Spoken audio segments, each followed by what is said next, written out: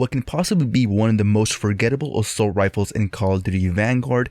We are here today testing out the ITRA Burst assault rifle fully maxed out. What is going on, everyone? Welcome back to the channel. Welcome back to another Call of Duty Vanguard video.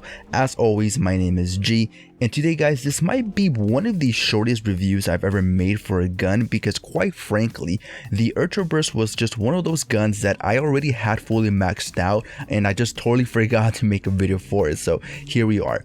I do just want to make a quick disclaimer and want to apologize in advance if my audio sounds a little bit funky or weird. I do have the AC working in the background because I do live in the state of Arizona. So for those who don't know, it gets pretty hot here, and it's getting to that time of season where the temperatures are getting really crazy, high up there. It's almost close to 96, 97 degrees, and it's not even noon just yet. So if the audio sounds weird at all, I'll try to maybe filter out some of the background noise with the post-production. But if that comes out making the audio sounds a little bit more shaky or funky, just bear with me. I am just still trying to work some things out. Again, this is just the first season that I am using the AC so close to me because just with the weather being so hot, I would try to play around with some of the settings. But with that being said, I do want to apologize just in advance. So coming back to the point of the video, from the few games that I did play with this gun, I was able to conclude that the ITRA Burst, although not very strong with it only being 29 damage per bullet,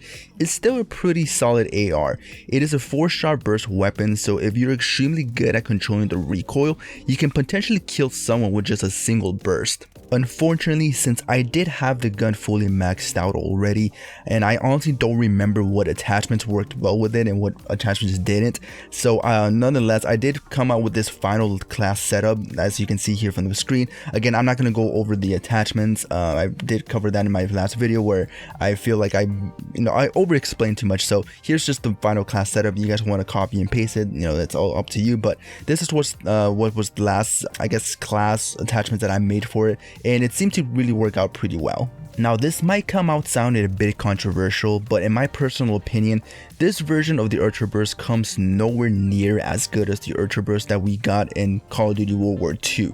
And that is a true shame because the version that we did get in COD World War II was a monster. This gun is still really good, don't get me wrong, but a negative I do have to give, and this critique is completely subjective because not everyone is going to have this problem, but since this gun is a burst weapon, in which that means obviously you're going to have to continuously hit right trigger to continue shooting, and to be quite honest, the homie G's digits, and by what I mean by digits is my phalanges or simply fingers, they don't work the way they used to these days because I think I have like some sort of like early stages of arthritis. I'm not that old, but I guess it just runs in my family and my fingers just kind of lock in point. So when I do press the right trigger, my fingers just kind of lock in, so I'm not able to shoot as fast as I would like to. And again, like I said, not everyone's gonna have that problem, so this criticism of the gun may come completely subjective, whether you guys have that same issue or maybe just not too trigger happy. You might have that same problem, but that's just my personal criticism that I have on the gun, so you can take that as you will. With that being said, man, I don't know, but this gun, it just wasn't fun to use, to be honest. And to be even more honest, this gun was just really forgettable.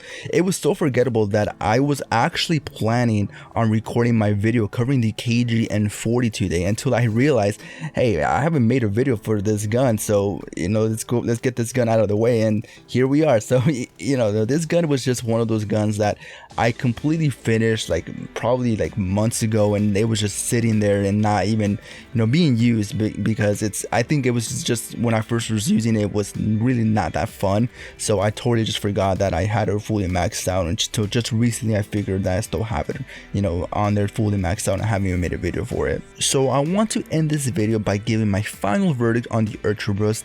The gun is good. It's extremely steady and has a pretty generous damage output. The ADS and sprint to fire is also very good.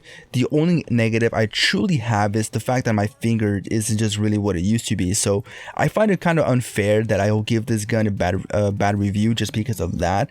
The gun is also pretty boring and forgettable, but that's not really a review on the gun's performance, so I'll just leave it at that. With that being said, guys, like I mentioned, it's probably one of the shortest reviews I ever had. I just didn't really have anything else else to say about the gun. It was just, it was just there. It was very bland, which would explain why we rarely see this gun in, multiplayer modes. And again, if this is your go-to gun, if this is your favorite gun, I'm really sorry. Again, this is just my personal opinion. It's not really something that I'm like an expert of what's the best guns out there, but it was just my personal opinion from and from my personal experience playing with it. Even though it was just a few games and I just quickly forgot about it, and it was just not really a fun gun to use. So again, I do apologize for this, such a short review, but I do want to say thank you for those who stayed to the very end of the video, and as always, I'll see you all on the next one. All right, peace out.